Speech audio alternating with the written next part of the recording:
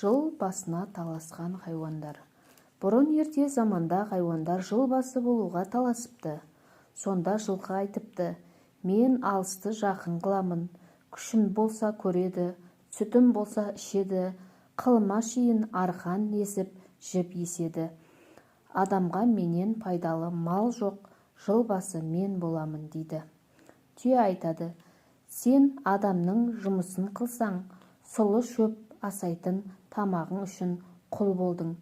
Міне мен сен көтере алмайтын ауырды көтеріп, неше айшылық алыс жерлерге барамын. Аш болдым деп арпа сұлы сұрамаймын. Көрде болса көде, жусан болса жусан. Не кез келсе соны қорек етіп, табылса су ішіп, табылмаса шөлде де жолға жүре беремін. Жыл басы болу маған лайық дейді.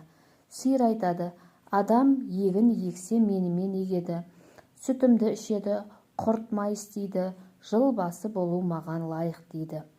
Қой айтады: мен болмасам қазақтың үйін немен жабады дейді.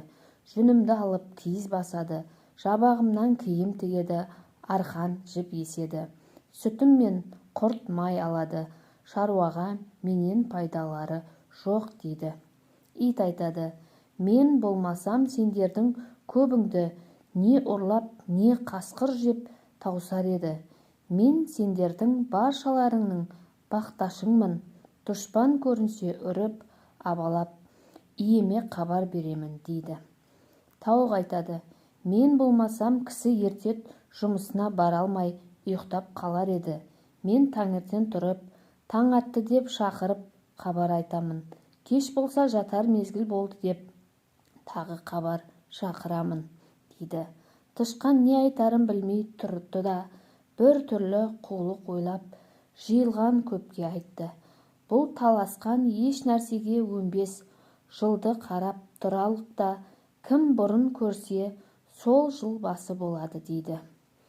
Өзгелері қарап тұрғанда түйе өзінің бойына сеніп, менен бұрын кім көреді деп тышқанның сөзін қостап, бәрі қарасып тұрады.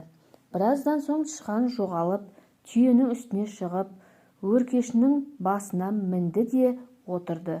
Көп хайуан таласып, біз көреміз деп тұрғанда, ең биікте отырған тышқан көріп, еш нәрсе демепті. Сонан соң жылдың бәрінің бұрын тышқан көріп, хабар беріп, жыл басы болып, түйе бойына сеніп құр қалыпты.